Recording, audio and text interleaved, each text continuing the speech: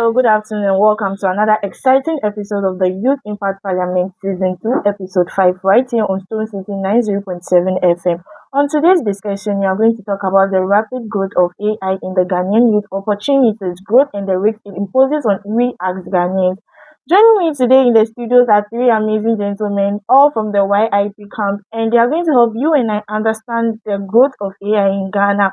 But before that, we always go for a quick musical breather before we start discussing. Before that, stay tuned. We'll be right back.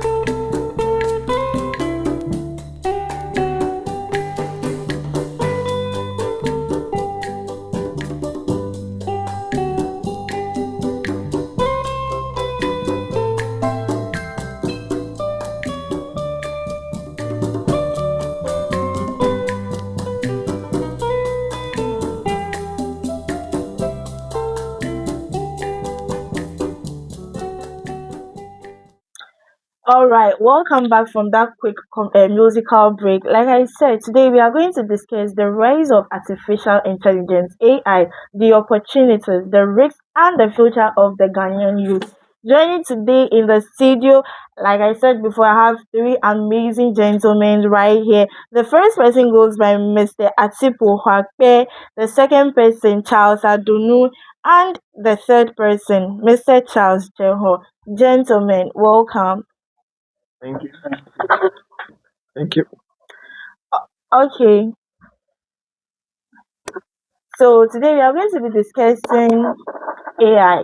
We are going to be discussing about AI, the opportunities, the risks, and the future of the Ghanaian youth. Do you think AI has rapidly helped the Ghanaian youth, or it has made our work more difficult? This is a table of discussion, so I'll start with you, Honorable Charles. All right. Thank you very much. Good afternoon to all our cherished listeners and all my panelists that are here. And good afternoon to you, to Matilda. Thank you. I must say, you guys are looking so manly. I love the outfit. It's giving gentleman vibes. Thank you. Welcome. Thank you. We feel flattered. And it, Yes. So, artificial intelligence, I would say it is one of the best things that has ever come to we the humanity or come into our world, especially the Fourth Republic. When I'm talking about Ghana, because it has helped us in almost everything we do. mm, Even as students, AI is helping us. Taking, for instance, some of our assignments. When we are out there, we don't understand something that lecturers mostly taught us. We consult the AI, and this AI breaks it down for us. So this is the impact and the good thing that we are seeing as a nation and as individuals, that truly AI is one of the best things that has ever come, and I believe it has come to stay with us forever. All right, thank you very much. thank you very much. What about you, Honorable Atiku? You might be new joining us today. Yes, please. Thank you Okay, very much. welcome. Thank you. Thank you very much for the opportunity. And good afternoon once again to our listeners out there. And I would like to say that the earlier we understand that this AI is more or less like a generational shift, the Mm, better we are able to embrace it and then use it in our daily lives. Because we are trying to move away from raw materials dependency mm, to an AI or a tech-driven capability world, that we must be able to embrace it and then use it in our daily lives for us to make things easier for us. As Honorable Charles Adunu Riley said, that it is helping us in a lot of fields, be it education, agric, and what have you. So I think we should be able to integrate it in our daily lives. Thank you. thank you very much. Honorable Jeho. What do you think about artificial intelligence in Ghana? Okay, thank you for the opportunity. Mm, And I want to also say a very good afternoon to our listeners as well. Mm. So this AI, I'll say, is a good thing that happened to this generation, in a sense that nowadays you can just edit PDF to Mm. Word in just a minute. Mm. Just you give it to the AI, it gives you back the Word document. We have to make life simple and interesting. So I think it's a good thing that happened. In as much as a good thing, it has also have a side effect as well. Okay. Thank you very much. First, I think one person, our tourist listeners out there might be wondering, what is artificial intelligence? What is AI? Honorable Charles, if your little sister or me, assume I don't understand, because me, I don't understand, and I ask you, what is AI? What is artificial intelligence? What rightfully can you tell me for me to understand? Okay, thank you very much. To break the meaning of AI down, Mm.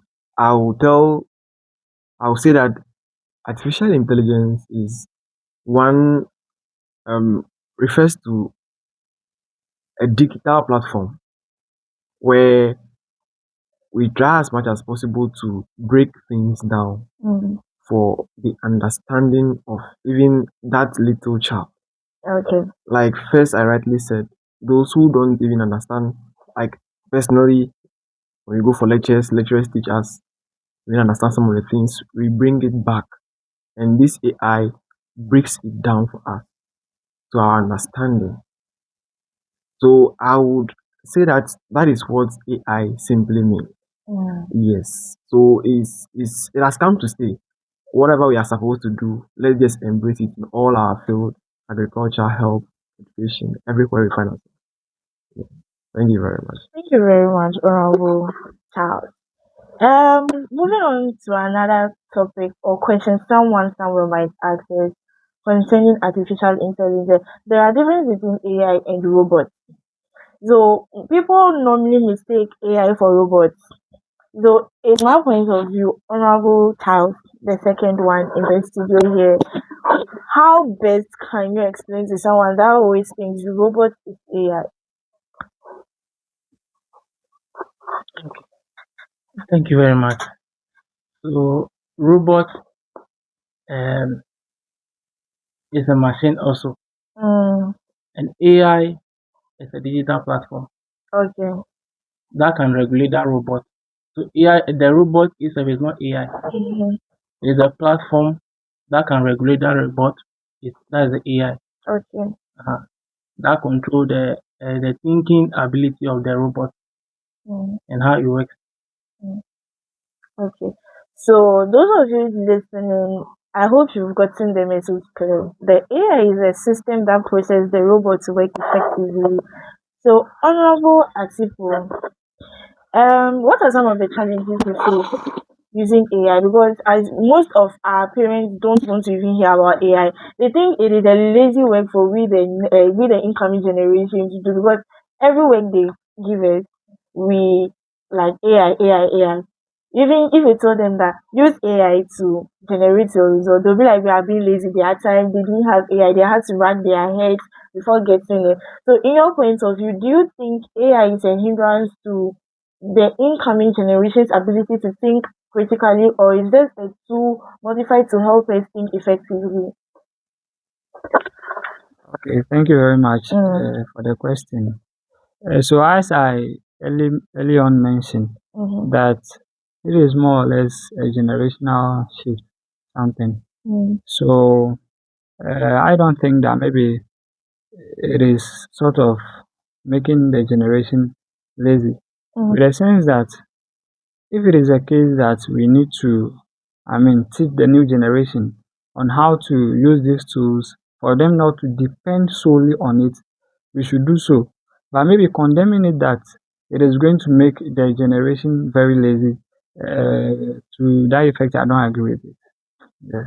Thank you. Why don't you agree with it? Yes, I don't agree because the only way you may see something very bad for you not to see the good aspect of it is that maybe you are ignorant of it. Yes. So I would say that maybe with those people, it is to it is regards to the fact that maybe they don't know some of the importance that you can derive from it. That is why maybe they may tend to say that it is going to make the generation very lazy. Yes, that is my thought on it. Thank you. Interesting. What I was back to you. Now we can see most of these digital companies are now revolving solely around AI. We are all students, the same as professional leaders, and I saw most of our work is being done by AI. It has, in my point of view, I feel like sometimes when the assignment or whatever project is being given to us, we just put input it in AI. Does that hinder our ability of thinking properly? Because sometimes the work is being assigned to you to test your level of critical thinking. Whereas I feel like, oh, since it's here to help us, why not we use it? Are we using it in the right way, or we tend to misuse it? Okay, thank you very much. I would say that with AI, it is just a system that is there. Mm. And you, as the person, you are the one that is going to tell the AI what to do. Mm. So you will input whatever you have into the AI and it generates it for you. Okay. So you don't just go out, copy and paste and go and leave it like that. I think yesterday one lady was saying that a whole someone who was studying a doctorate, PhD, just went and copied AI. He did everything, just copied and paste. And he failed. Why did he fail? Because he didn't go through whatever he has done. So when you enter the prompt, you are now supposed to now go back and read to see the question you have asked the AI. Did it give you the exact thing that you requested for? So it is not making us actually lazy, but it is rather giving us it's rather broadening our cognitive to think more and read more and to know more about what we actually want. When you want when you want to draft a letter right now, Yeah. the best thing you can do is just enter. You want to do this. I want to send a request to maybe Honorable Senator Ajimaroli. I want to address her office. So what are you supposed to do? You are requesting for probably a sponsorship or an invitation to come and honor you. So you enter it, and when the prompt gives you the answers, you are now going back to read. This is what I have asked. Did it produce what I have given to it? When it didn't give you, then you ignore it.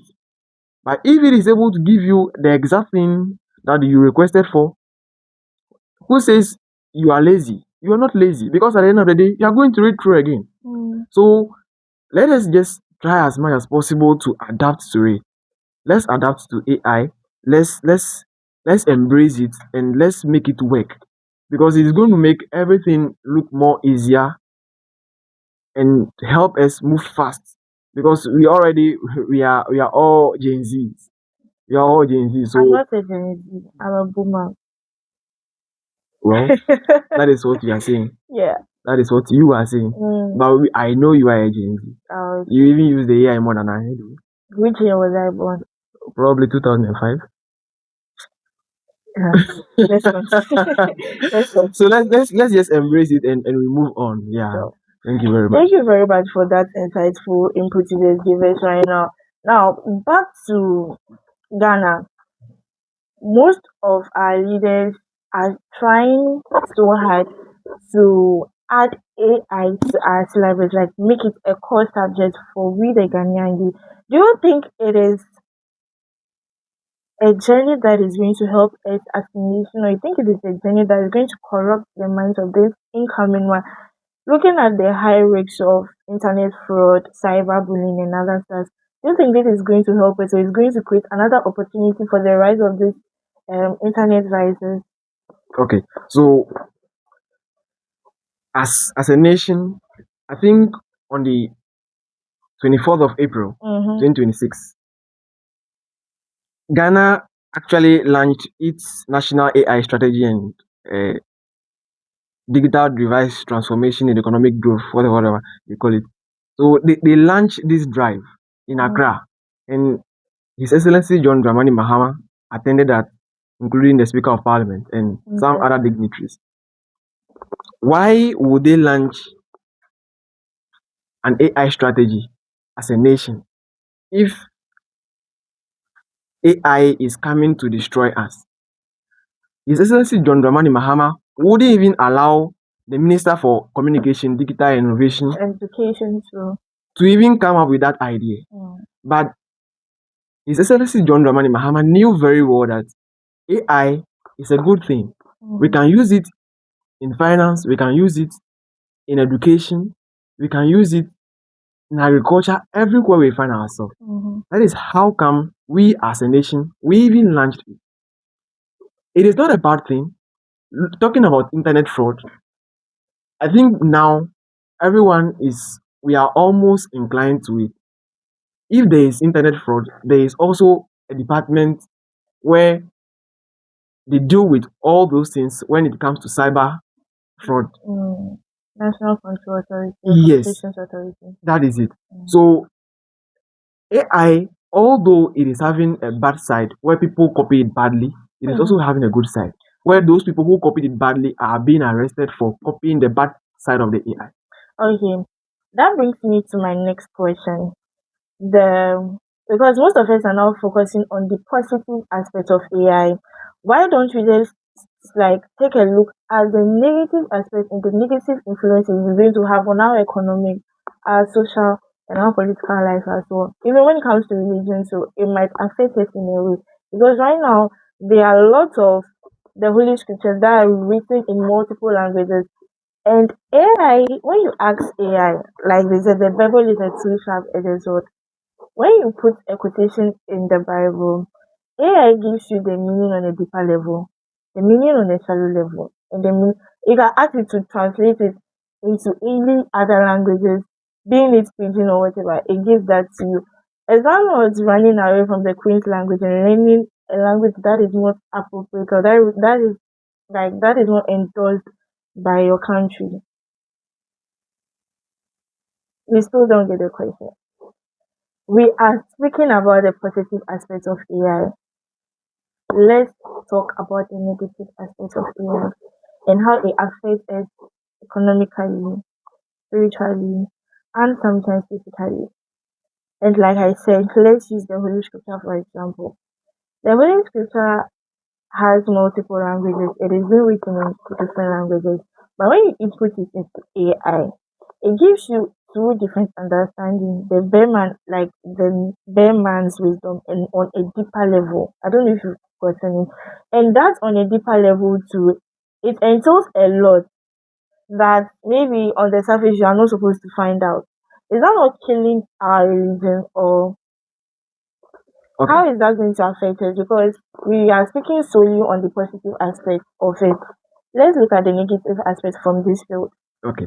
So AI, we are not going to talk about only the positive aspect only. The negative is also there. When you are able to enter, for instance, the Holy Scripture, and it gives you the lay one and then the deeper one. You, the one that is going to read, what do you want?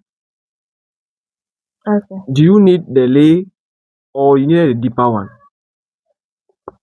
AI is a language that must be commanded. When you command it, that is where it gives you result. It produces what you want.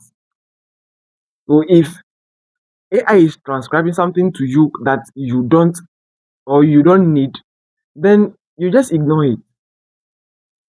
Just ignore it. Because even recently we have some of the fake news around. Yes, and even our normal life, we have fake news around. That if you want to only read, you get confused. Okay. And at the end of the day, you can be arrested. Probably you are even going to publish it and you'll be arrested for publishing a false information. So is that disinformation or misinformation? It depends on how, maybe if you are arrested, that is where you are going to get information. Because some people intentionally because they want to tarnish someone's image, enter it and it produces whatever they want to. So I think that we just have to know its negativity or the negative aspect. Where if it doesn't align with you, you ignore. If it aligns, then you move on. Okay. Thank you very much. Thank you very much for that. Honorable Atiku, you've been quiet, nodding to whatever Honorable Towers has been saying. What is your take on this? Yes, so to me, first of all, we must take a critical look at it and then see that, okay, we are talking about the negative side and the positive sides. Which one outweighs the other? Then, if maybe the positive outweighs the negatives, then we definitely go with it. Okay. Because I'm very much sure with the advent of maybe the coming of cars, people may tend to say that, oh, it is going to cause accidents and a whole lot of things. Exactly. But when you look at the positive side, you'd see that it is more ahead of the negative sides. So I think we should just know how to use it and then use it for our own best. Thank you. Thank you very much. Honorable Towers, your take. Okay, thank you very much. Welcome. I would say that there's a saying that says change is inevitable. No matter how hard you try, it will overtake you. So it is best that we start embracing ourselves to accept these new changes. No matter how long it looks, it will come. In as much as we have the differences, like the disadvantages, I see it as a. You see, sometimes you will hear certain thing that people say about a new thing that is coming to being. Maybe there's a new product that is coming, but because they are used to the old one, they try to avoid and suppress the new one so that the old one rather remains. But I think with AI right now, the level is going. We have to embrace. You have to brace it and then accept it. I want to give an example. Okay. When I finished my school, I'm not into administration before. So when I was posted to do my service, my boss would give me work and which I had no idea about. So the AI will give me, let's say do a letter to this place, this organization. So the AI will give me a framework. Then I will go through and see the memo that has come that I'm doing the letter on. So I'll compare the ideology from the letter so that I will get what I want. So I will filter the words that are not supposed to be in that letter. I will take them out. So the AI will give you a different perspective. I don't know if you get what I'm talking about. I get it. In a world of creativity, I did art. So like different views. So when AI gives you this one, then you to have a different one and you put all together, it become a masterpiece. Okay. So I think we have to embrace the AI now. Okay. Now let's come to the risks it imposes on us as a nation. The future of AI might look bright, but let's look at some of the major risks it will impose on us in the nearest years to come, in 5 years to come. AI is taking over rapidly, and we cannot attest to that fact. And some of the risks, others are saying that, oh, it is going to take our jobs. Others are also saying that once AI takes over, there is not going to be employment. But like what Honorable Jeho just said right now, it is all about critical thinking. AI helps you to filter the words. You add your own together. It is a great masterpiece. Let's talk about the risks. Back to you, Honorable.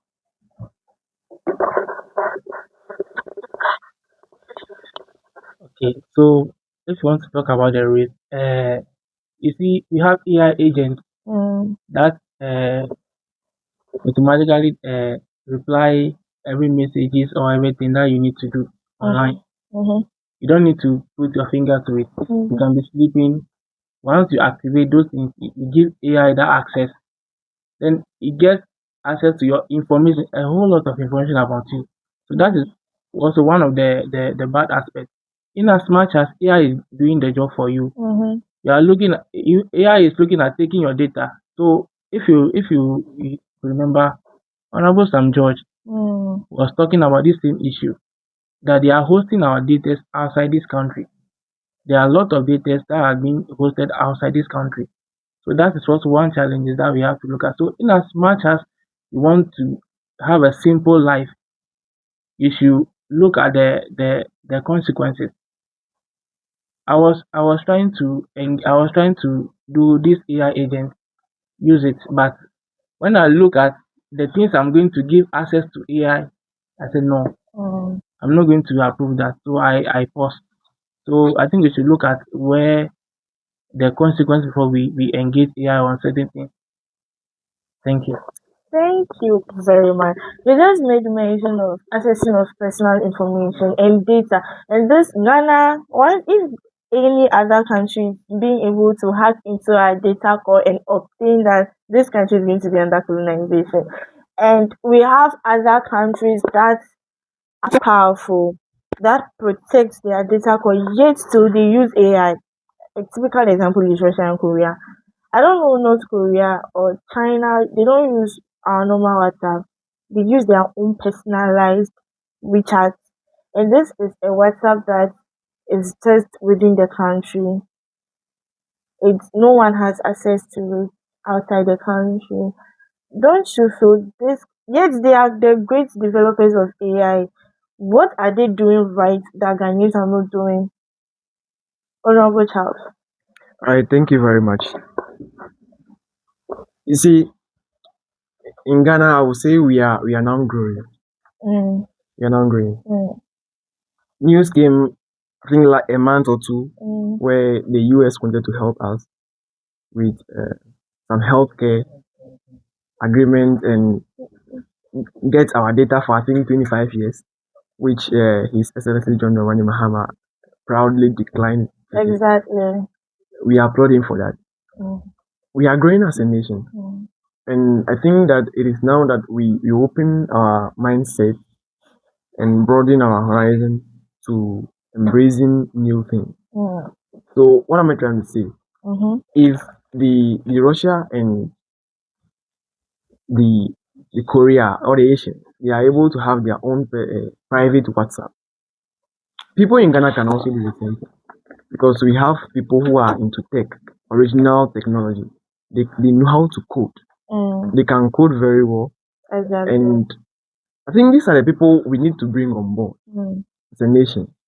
Get their ideas, have a department for them or a ministry mm, where they can champion this for a year or two, test it to know its impact. Will it be able to go out of the country, or it will stay with us? mm, When they test it and it is well approved, then we can also use it as a country.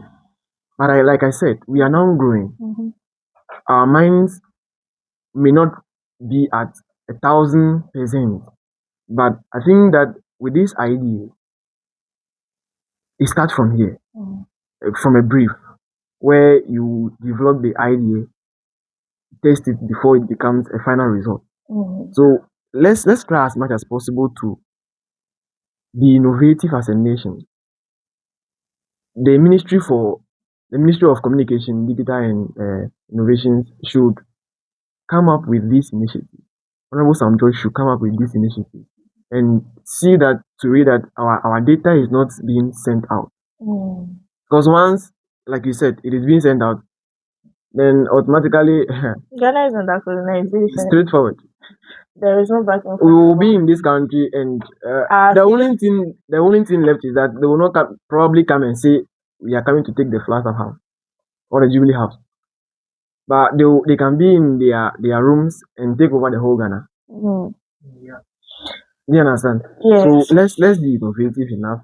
Let's bring our tech people on board. The people who have the knowledge, people who are good in coding, they should come up with a very genuine site where we can test it and see if it is good for us to use as a country. And I believe when it is being done, everything stays here. Ghana will develop. People outside the country will then come to us. Okay, I don't know if you've heard about the story of Telegram.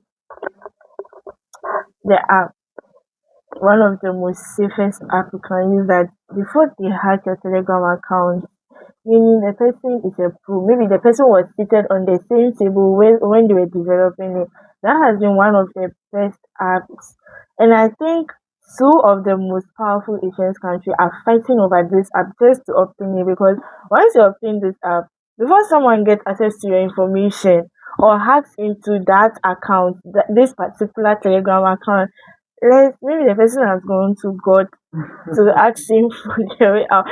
And that is just by the way. And I'm glad you even mentioned that there are coders in this country. Is it that we don't value our data personnel that much? Because we feel like, oh, their work is this. But coding alone, it involves critical thinking. And I was told I'm not a coder because I hate IT so much that, Don't hate it. like, I don't know. And the work I'm doing solely revolves around IT. And I was told that once you are coding and you miss one word or whatever it is, the whole thing is, you have to start saying. And I'm like, this country, we are producing more coders. I'm even unable to say we have ladies in this for that dominating so much. So at the end of the day, you realize that we have data analysts, science analysts, and other stuff, but they are seated home doing nothing. And day in, day out, WhatsApp can easily get hacked.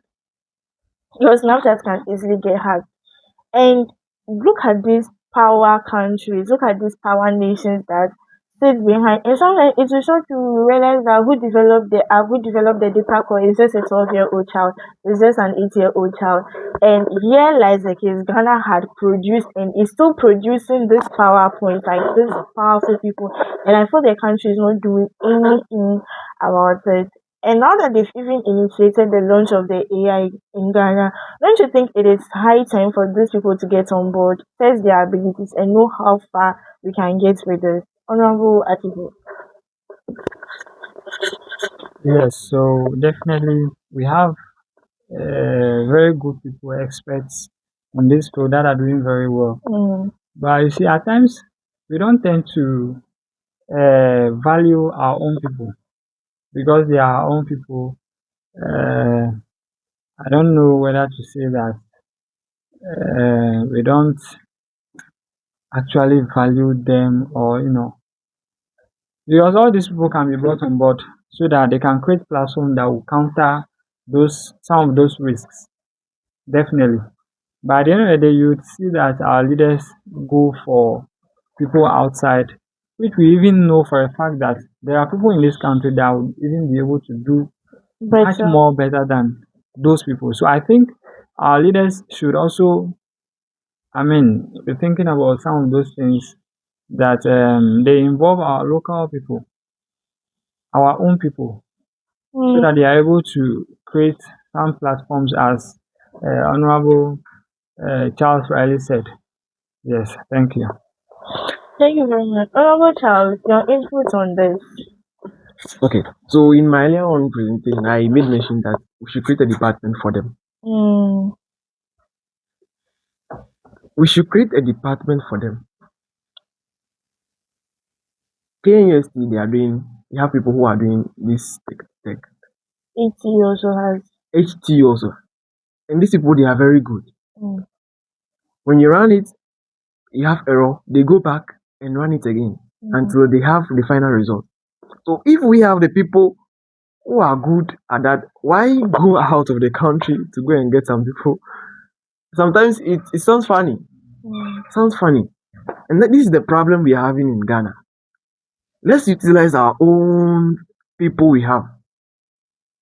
We are now having, even in the agriculture sector, we say eat what you grow and grow what you eat. Isn't it? Exactly. So Ghana should produce the people who will use in the various departments when it comes to tech. And then this will create, I think, employment for even the youth. Many people who are into tech. When you have the department in Accra, you have it in Ho, you have it in Kumasi. In fact, all the regions, or probably the regional capital, It can create a job for over 5,000 people, and these people will be dedicated to their work. So let's try as much as possible to create a department for these people. And once the department is there, the Ghana will go for it. And I envision that Ghana is going to be one of the greatest countries. So let's try as much as possible to make sure. Is it a prophecy or no? Let's honorable Charles, please let's be serious. Is this a prophecy? Oh yes, it's a prophecy. Okay. So you have to say amen. Amen to that. We hope for the best.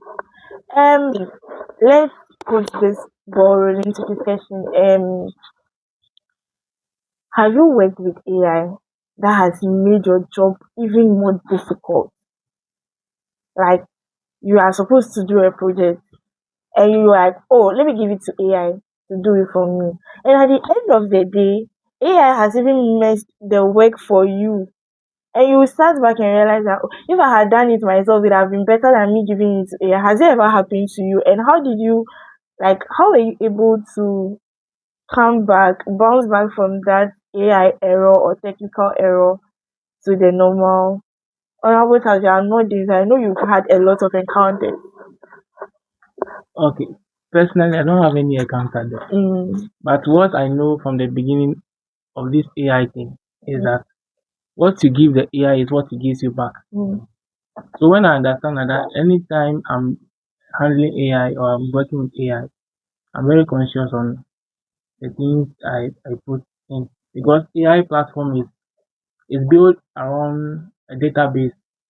So they feed the system with data. So whatever you ask, it gives you. So I'm even thinking that this could be one of the loopholes that the other developed countries can also use to get us, whereby they will put certain information into the AI. So when we ask, they give us those information.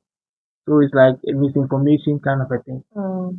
It can also be a tool that they can use as well. And I also to contribute to what my brothers have said already.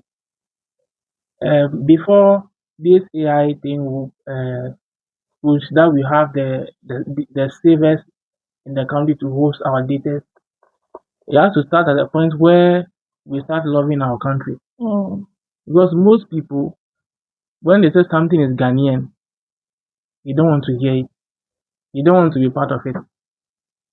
Is it because we produced more and more of fake stuff each and every day?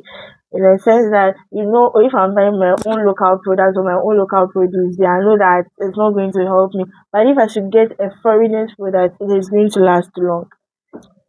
And I don't think, but what I think is that they are still believing in this white ideology that the white man is the only best man on earth. That whatever comes from the white man is good. So I quite remember that sometime in spin test, let's say around Palace Mall there. So people come to Palace Mall to buy US meat. And I don't know if you heard that they have meat in categories. Yeah, imported meat. They have one from all the foreign countries. They have meat from those countries. So when the person come and then it's like no, there's no US meat, the person return. He couldn't buy the other one because he believed that the US meat is better than the Ghanaian one. I could say it depends on the taste of the meat as well. And it's not even about buying from the Ghanaian local farm. Sometimes I feel like they have the manures, the fertilizers, and the substance to grow their crops. Whilst in Ghana, we struggle to even keep tabs on our poultry farms and other stuff. With this flu and other things going on, they cure it. So if the person comes, it might be taste of preference too. It could be. It could be taste of preference. That is why someone, I know you have your favorite water joints in here. Am I lying? Am I lying? Each and every one of us seated here have our favorite food joint. Though someone somewhere is selling it, but we feel like this person's own taste better than this person. That is our choice, or like taste of preference. So it could be that taste or preference, or they produce the best? Yeah, I will agree with you to some extent. Okay. There can be taste of preference, but the key thing is that the meat coming from US, Mm-hmm. the meat coming from US, I don't think there will be any difference. It's just that maybe you are thinking about how well they've handled the meat. But looking at where I mentioned that they are selling the meat, they will equally treat the meat before they put it on the shelf. So they have Ghana one too there. Mm. They have all types of meat in that shop. And let this brings us to another question surrounding our poultry farms and slaughterhouses in Ghana. We've seen viral videos of them producing meat in the most unhealthy way possible. There are videos of our slaughterhouses which mishandled meat. So if you go to a supermarket and you realize that this has been killed in Ghana, processed in Ghana, and packed in Ghana, do you think you have the conscience to buy something that you've seen, though it might not be coming from that particular slaughterhouse? Do you think you have the conscience to purchase that particular product? I would say no to Exactly. some extent. But the key thing is that the white man in the are you also watching where they are killing those things from? Even though you see some documentary of a few places that you see on the net, but are you sure that the one you are buying is from those places? So there are a lot of things that we don't see. What you don't know will kill you. Thank you. What you know will kill you. Honorable, am I right? You guys. So back to you. And so we have to start loving our own people, Mm, believing in ourselves that we can do better. mm. In as much as our brother said that Korean and Co, they have their own platform. But when the Ghanaian try to create a platform where we all can have a conversation, you will see somebody coming at him. Or maybe the government is out with a new software that we can all use to reach out to each other. They will politicize it in a way, and then that agenda will die in no time. So we have to start loving our own selves and what we do. Mm. That would be the beginning of uh, our development. Okay. Don't you think AI requires more personal information about we individuals to have access to them or to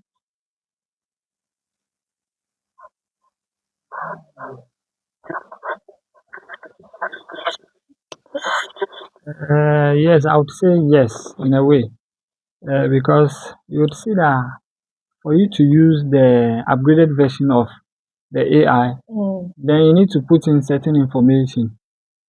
And yes, and without that, you are not able to have access to it. Meaning that maybe if you're not able to provide those information, then you might be using a limited version, of which maybe you may also want to use an upgraded one. So you may attempt to provide that kind of information for you also to enjoy, and then which is very risky too. I think it's very risky, as our brother Raleigh said that our information and then data are not being hosted in Ghana. And then when we are trying to expose our personal information out there, they can use it against us, and then that would negatively affect the country. So I think yes. so in what way can we produce AI platforms or systems that do not require so much information about us to work effectively? A typical example of one app that I don't know whether it is connected to your WhatsApp in a way that if no matter how you are feeling, once you text someone or you even upload it on your WhatsApp status, before you open that app, it gives you exactly what you are feeling. TikTok. Yes, TikTok does that a lot. If you're feeling sad and you feel down, once you open TikTok, your FYP for you page is all about sad quotes, sad motivations, and other stuff. And I don't know how, because these two apps are totally different. I learned WhatsApp is for Facebook and Instagram. So how does this work? And I feel like some of these basic um apps require so much information about you to access them. And even the ones that don't require so much information about you tend to be anonymous. So how best can we develop an AI that don't require so much information about you, yet still not anonymous for us to use as a Ghanaian citizen? Okay, to me, as we said earlier, we can just bring our tech guys on board. So that because the AI is something that is being developed by different people, meaning that our guys over here too, or our experts over here, can also develop some kind of model of the AI that is able to counter that, and then it's not able to take very sensitive information about us. So I think that is the only way to go. Our people over here can actually develop a model for us to use as a Okay. country, not to expose our information out there. Mm. Yes. Honorable Charles. I thank you very much. I think it is not possible. I love that. It is not possible Okay. because AI is a platform. What you give the AI depends on the answer it gives you. Mm. So if you don't give much information, you're asking for those kind of things, how do you get it back? Mm. So the main concern is that we should have our data in this country, not saving our data outside. Mm. That should be a more concern to us. Don't you think most of the apps we use belong to other countries? Yes, but WhatsApp, Instagram, Telegram. It's not Ghanaian apps. yes, but if we demand, a country demands, you could see there was a time US was trying to restrict TikTok. Mm. They're trying to impose ban on, so they have to do certain things to in their favor. So maybe with that, they have to come and do an office in US where every US data is stored in there. Mm. It's not outside. So you have to look at those options. So if you put a restriction, looking at the number of people we have in this country that uses those apps, they will show concern to come down here and set up office. Do we have Google in Ghana? We don't. Google is an Indian app, right? We don't even have it in Ghana. It was developed by the Indian nation. So As for IT, they are very good at it. Just give it to them. So we have to look. The conversation we should be having is that our data should be stored in this country, not outside the country. okay. Because uh, uh, if any country get access to your data, it can do you a lot of harm. That's why you see the developed countries fishing out for countries' data. That's why they will do a deal and sneak out things inside so that they can get your data. How can you offer me money and request for data? What is that data going to do for you? Mm.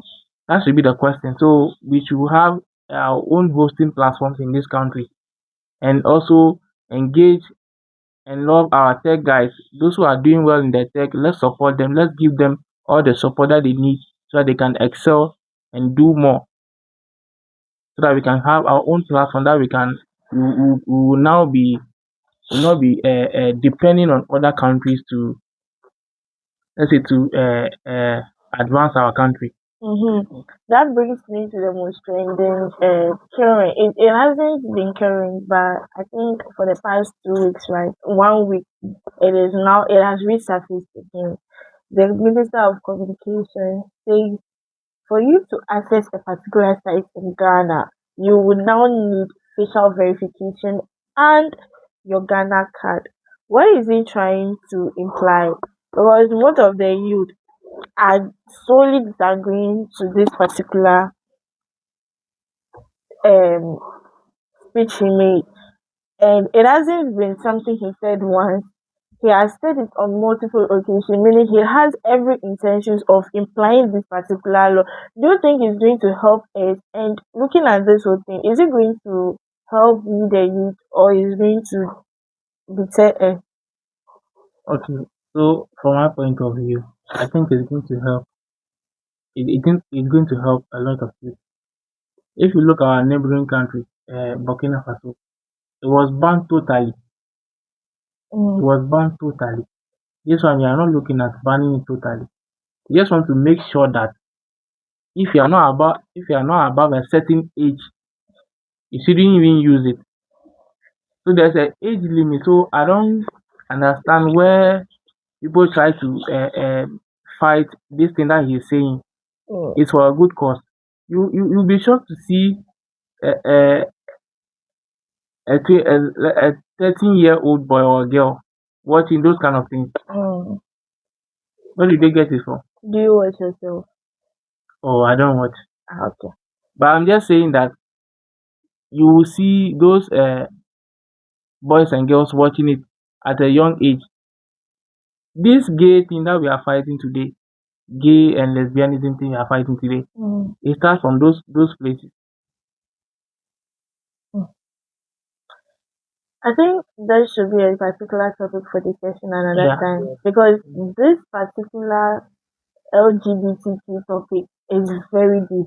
We spoke about it last week, and I was telling our producers to make sure this topic we have part two of this topic on this very station because once you try diving towards that, it is going to take most of our time.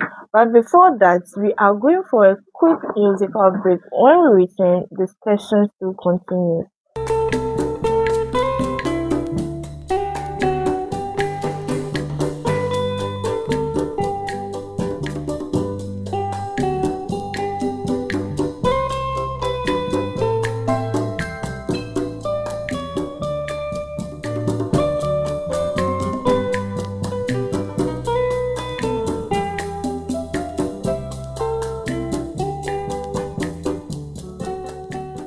Welcome back from that quick musical break, and I still have my gentleman with me in the studio today. Unfortunately, we won't be activating our phone lines today because we have a little bit of problem. Gentlemen, welcome back. Thank you. Yes, so we were discussing AI, the risks of AI, challenges and opportunities. And we were discussing something before we went for our commercial break. The new law the communication minister wants to impose on Ghanaians. Not impose, but imply on Ghanaians. You, Honorable Charles, were saying that it is the right thing to do. Well, let's take the second Charles's opinion.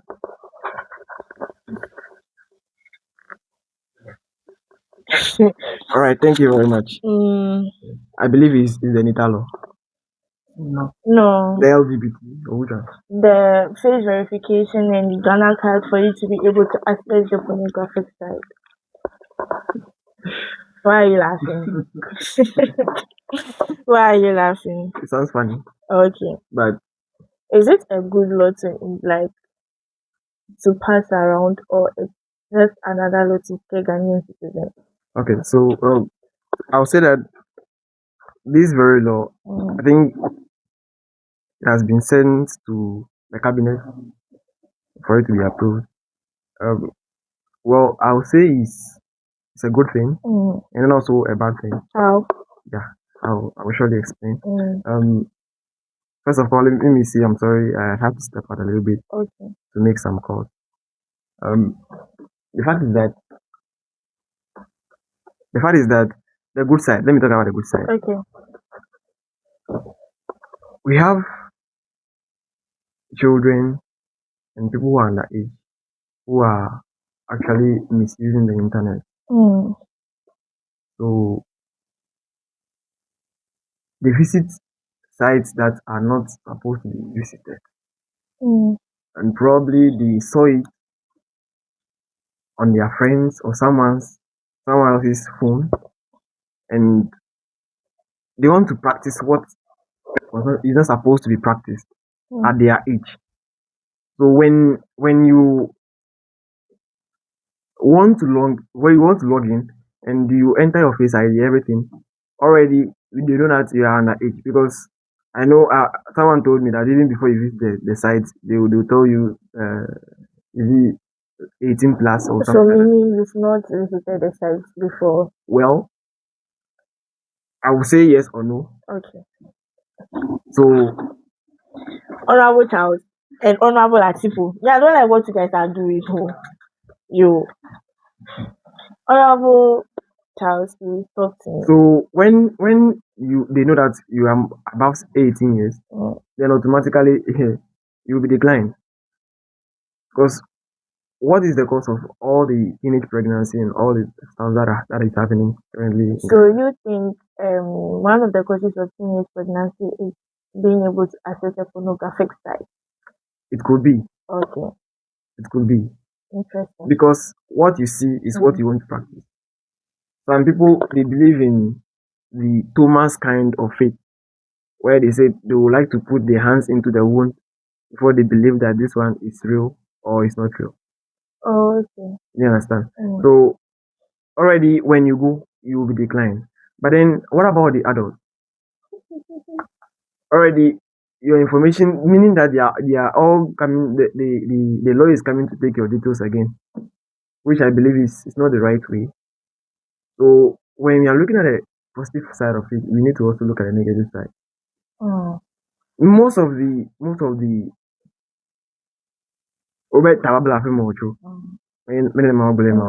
so some people they may not learn it from the house, some people may learn it from the house. So it is best that we we minimize that act. And I think it's also a way of educating or preventing people from visiting the site, because the law seems to, I would say, correct our mind. Can I come in? Let Okay. me say something. Could it be about the research that shows Ghana to be the second country in West Africa to be accessing pornographic sites? But on a more serious note, when we ask individuals on a normal survey face to face, do you access? They say no. Do you access? They say no. But statistics has also proven and show that Ghanaians are the second country or second people in West Africa to access pornographic sites. So if we have like 54 and we have West African and your country proves to be the second in one particular sector, what rank are you ranking on an African level? Could it be that they are trying to regulate or gather data for accurate results?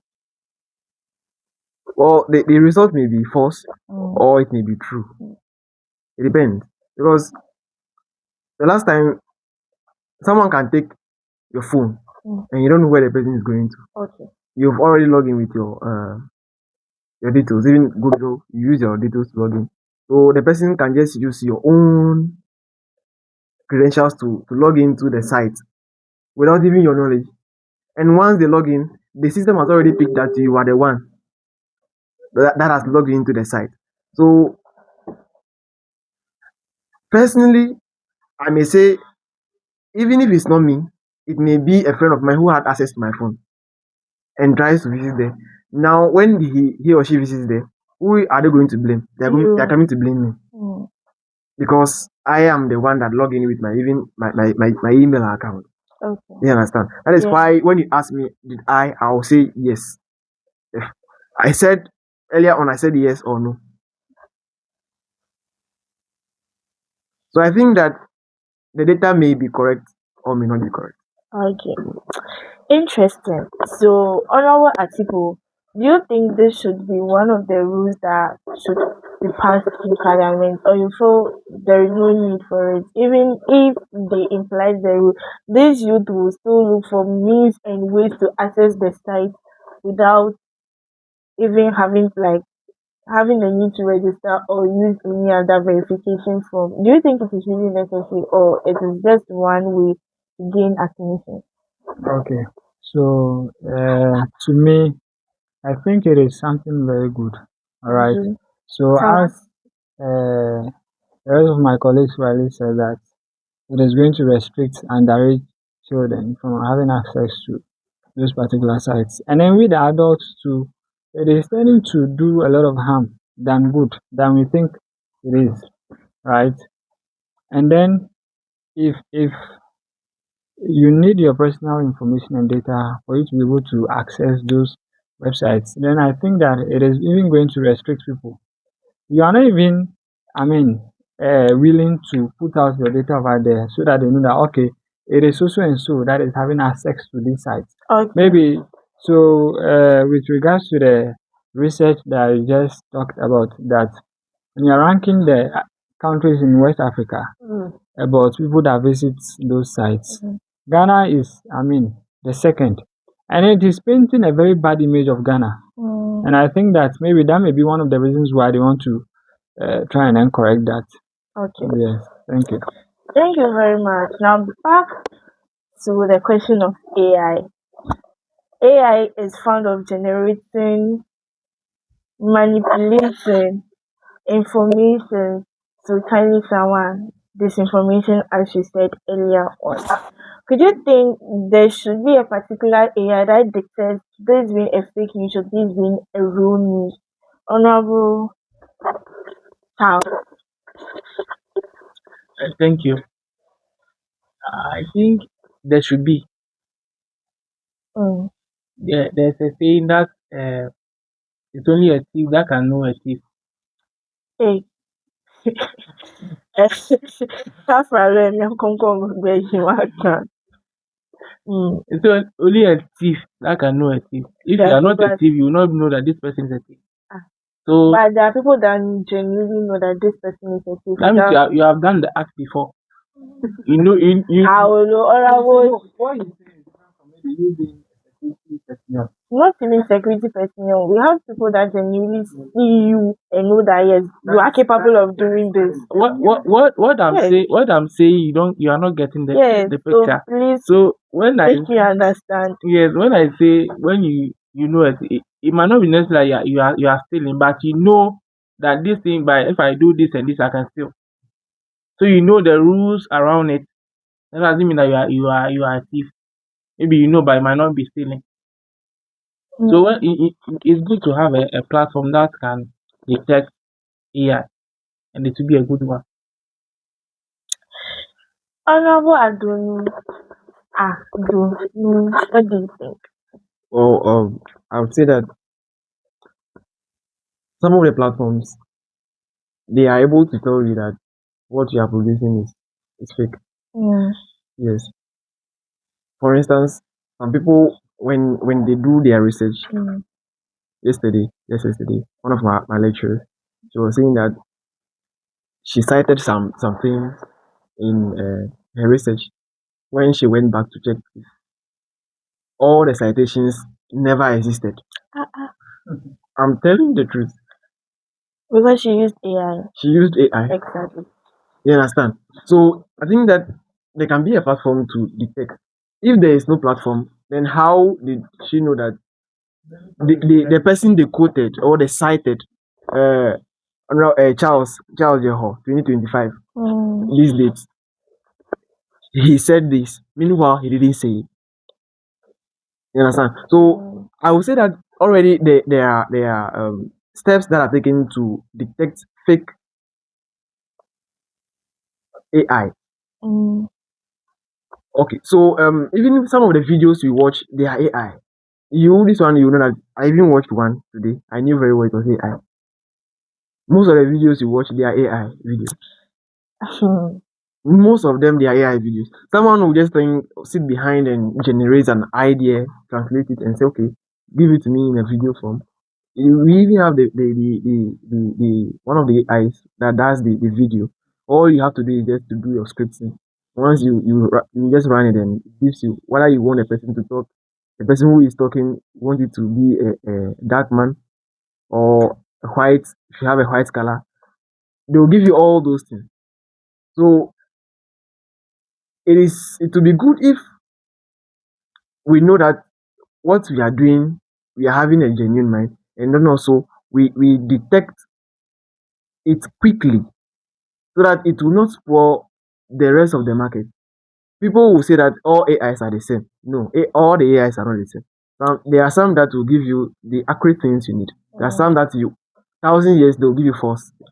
So can you name few of this artificial intelligence that you think would give you accurate information if needed, and the ones that you feel like they are not really accurate? Okay, so I will not mention any name Okay.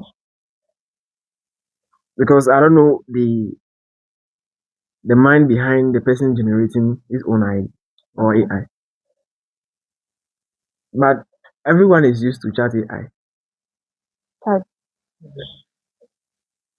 who name drop? And how about people just named one app, so can you name it for us? I don't know, I want to know it. Okay, so to me, or with my experience, I've Mm, used DeepSeek and ChatGPT, Gemini. okay. Yes, those are some of the ones that I use, and I think even with the wrong information, depending on what you give it, before it gives you a wrong information, meaning that the information that you try to input right there, It's not it's not very synthesizable. accurate. Okay. Yes. And then with the discussion that we just held right now about countering maybe those fake detection, right? And I think in academia there is something like that.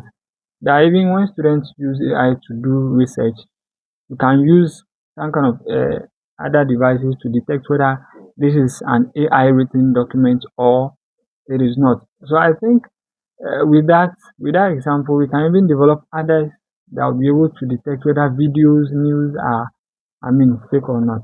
Mm. Yes. Honorable Charles, you were saying something before Honorable Article shifting. Yes, so you know something? Mm-mm. What actually happens is that sometimes when there's some of the scripts come, Mm. when some of the scripts come, the news are fake. You can copy all the news and send it to one of the AI, probably Gemini. Mm-hmm. It will tell you that whatever you have entered here is coming from me. The idea, The source. the source is from me. Wow. It will tell you this is AI generated. Honestly, yeah, I'm not a fan of using multiple AI tools, so I barely know how to work. I'm always sticking to one. And now on to when it gets to a period and a time, I tend to delete it because I feel like what are we using it for? Like you said, it is rightfully okay for us to use AI, but honestly speaking, in my point of view, I only use it when I feel like I'm having extreme difficulties with this particular issue. So yeah, it could be whatever you're saying. So unlike sources, like you said, cited something. I remembered I asked Meta AI to give me the history of Ghana. And what it was giving me, honestly speaking, I was asking myself, is this what our ancestors did? Because it gave me two different histories. I've never heard, I was never told. I've never even seen in any of our histories before. And I feel like this was where we generate the sensitive aspect of whatever we put in the AI. Sometimes you might give it the right information, yet it still gives you the bad one, like a bad review on answer. So what do you think on that? You see, even in the spiritual realm, we say we have the spirit of discernment, isn't it? Mm, So in our normal life, mm, when like you have a prior notice, I will say that it's good. It will be good if you yourself you have a prior notice of whatever you want to do. You have a prior notice of it. And like you and I, we know a little bit of Ghana. mm. So if Meta AI is telling you something different, Ghana is coming from Togo or Ghana is in the north of Gabon. You and I know that Ghana is not at the north of Gabon. What of people that don't have any idea about the country Ghana? That is that oh okay, let me just check about it and find out because even our Google has AI right now that they are using. What if someone doesn't have a fair knowledge about the history of Ghana and decides to search about it? Could we say this also contributes to the fact that people still think Ghana is archaic or we don't have. So I would say that you're not supposed to depend solely on AI. We need to have comparisons as well. So you can have there are so many articles online that that is talking about that talks about the history of Ghana. Mm. So when you also have the AI there, you can open the two, you can split the PC you have in the two, compare. Okay, we gain our independence in 1967. What is the AI saying? The AI say we gain our independence in 1960. When AI is telling you that, meaning that the AI you're using is not is not good, it's fake. So let's try as much as possible not to solely Mm. depend on the AI we are using. Let's use multiple, add it to some of our articles we have online, Mm. and then come up with the best of the answers we need to the very questions we ask AI. Thank you very much. Thank you. Honorable, the two Charles, no, the same names to Honorable Charles D. Okay, thank you very much. Mm. So with the AI, we have a lot of them. Mm. But one thing I want to say is that I will not say some of them are fake. It boils down to the information you give the AI. Mm. You know that if you are using a meta AI, Mm. when you give the prompt, be specific. When you are being specific, you give maybe a range or something, it gives you exactly that. But if you are not being specific, it will give you what he thinks or the AI thinks that is best is what you are looking for. Okay, so in a similar way, you asked Meta AI, can you tell me the history of Ghana? How best do you think you can shape that question for Meta AI to understand? Are you talking about maybe if it should be that maybe the time at where Kwame Nkrumah was championing for uh, Ghana's independence? So you can limit it. Okay. When you limit them, they work proper than you leave them to be open. Mm. When you give them a limitation. So me I'm used to Claude though. Okay. I'm used to Claude. Mm. Even though ChatGPT is also good as well. But Okay. you just have to make sure that you review the things very well. Chat is also good. Copilot, Cider, there are a lot of them. I can see you work so much so with artificial intelligence so much. Like I can see that because some of the AIs you are calling, I genuinely don't know them. I've not even used them before. So that's quite impressive. I love that word. Highly commendable. So So we have AIs for specific roles. okay. If it comes to imagery and all that, Mm. the best one you could see Midjourney. Midjourney is the first one to give you the best picture, or if you want the picture quality, Okay. and then you come to Dream AI, then the rest. Okay.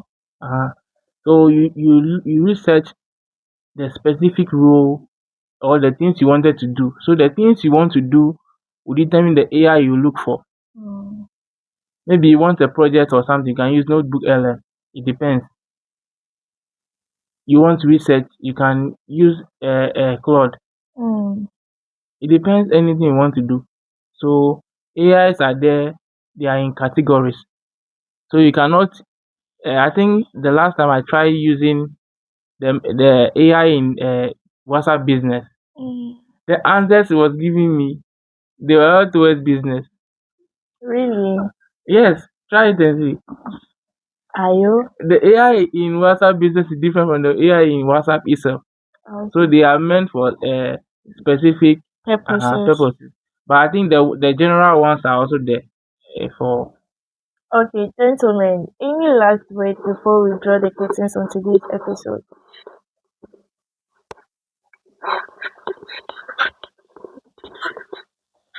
So I don't have much to say. The only thing I would like to say at this point is that we should embrace the AI and then know how to use it to the very best of our own good. Okay, Thank you. thank you very much. Okay, so to me, I would say AI has come to stay. Mm. AI has its own positive side and negative side. Okay. So the question is, which side are you? I would say let's all take up the mantle and choose the positive side. Mm.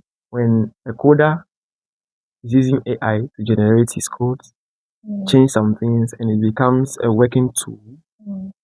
If AI is able to translate languages Mm. from China to Evergbe, Mm. means that there is something more into AI. Okay. Let's not use it badly. Let's not make it feel as if AI is one of the best tools or one of the tools that is worse to humanity. Let us try as much as possible to get on board, embrace it in and use it in all our fields. Because even with the AI, it can create jobs for us Mm. and also make life easy. Okay. So I would say let us embrace it and together we'll have an impactful life in the nation. Thank you very much. Thank you very much. Thank you. So I want to first of all thank our listeners for uh, how they follow us from the beginning of the show. So what I would say is that AI is here and AI is here to stay. But the work we have to do ourselves is to use it wisely. Mm. Use it wisely so that we can move forward. And per what we discussed earlier, the AI you are using, if you are not sure Mm. of the answer it gives you, tell the AI to give you the source. So when you ask the source, it gives you a link. When you Okay. click on the link, it sends you to the site where you got the information from. Mm. So if you are not sure of the AI, just you ask the AI to give you the source of that information. Then it gives you the link and then you click on it to verify whatever the AI is giving you. Thank you. Thank you very much. Any shout out from any loved ones before we wrap up today's episode? Honorable Charles. Okay. Um, I have a big shout out to a Mm. lot of people. Mm. First one, my mom Okay. and my family. Okay. My mom, Rejoice Gaga, and Reverend Lawrence and Mrs. Sanya, Mm. Reverend Mrs. Lawrence Sanya, and in fact, my entire family. Okay. And I want to also congratulate Honorable James Gunu, the Water Regional Minister. Yesterday, he won an award at the um, Ghana Journalism, one of the programs they organized in Accra yesterday. Mm. He is doing well. I would say he is doing well, and he should continue the betterment of our nation and voter region. And all the people, YIP, the executive director, John Samekashi Viglo, I would say Mm. he's also doing very well. He's training the young ones, which I am included, Mm. how to speak publicly. And I think we need to give applause to the whole movement and all the youth MPs right out there, all the youth MPs out there. Big shout out to you, and I wish you all the best. We have a sitting, hopefully this very month, which is going to be a joint sitting, both the Senate, which is the upper house, and then the lower house, which is the Parliament, which I belong to. Mm. Yes, I belong to, and represent the good people of Ho West. Ho West. So let's all come together and pass a bill. The second bill we'll be having in the house. So I wish us all the very best, and including you, Atoda, including you. Thank you. Thank you very much. Honorable Atipo. Okay. Honorable Charles. Any shout out?